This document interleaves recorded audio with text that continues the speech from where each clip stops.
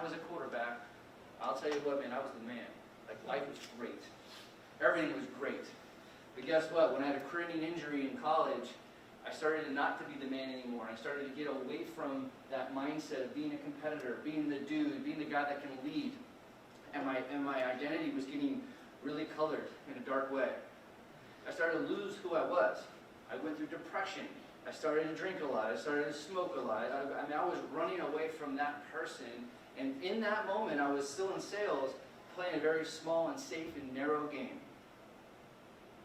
That's a shitty place to be when you're playing a narrow game. Because I didn't know how to play a big game because I was losing who I was. Okay? So, because of this hip injury that I had, not only did it ruin who I was from the inside, I was letting that. I chose that decision. But what happened is that I started to walk really funny. Like, really funny. So not only was I feeling funny and feeling low and not feeling good, everybody else was also reinforcing that with their comments. So I was in a dark spot. Well, I'll fast forward. I'm 46. By the time I was 40, I had 2 hip replacements on the same hip. So I spent almost 15 years in pain, 15 years of not really trusting myself, wasn't being vulnerable, right? Playing a small game.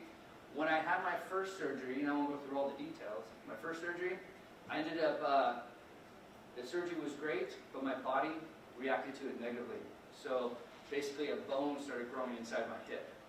So over a 4-year period, this bone grew 6 inches long and 4 inches wide, and it grew into my buttocks. So, as you can imagine, I couldn't move my leg at all. So I barely could walk. I couldn't clip my toenails. I couldn't tie my shoes for almost 4 years.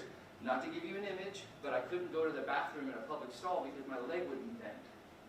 So my leg was sticking in someone's stall. So I had to wait, right? So, and I was walking like this for 4 years. So, as you can imagine, I wasn't playing a big game. I was a victim. I was pissed off. And I spent not only those 4 years, but I realized for 2 decades in my professional career and in my life that all I was doing was 2 things. I wish I could just be the old Grant. And because this is ruined, everything else is ruined. And that sucks, right?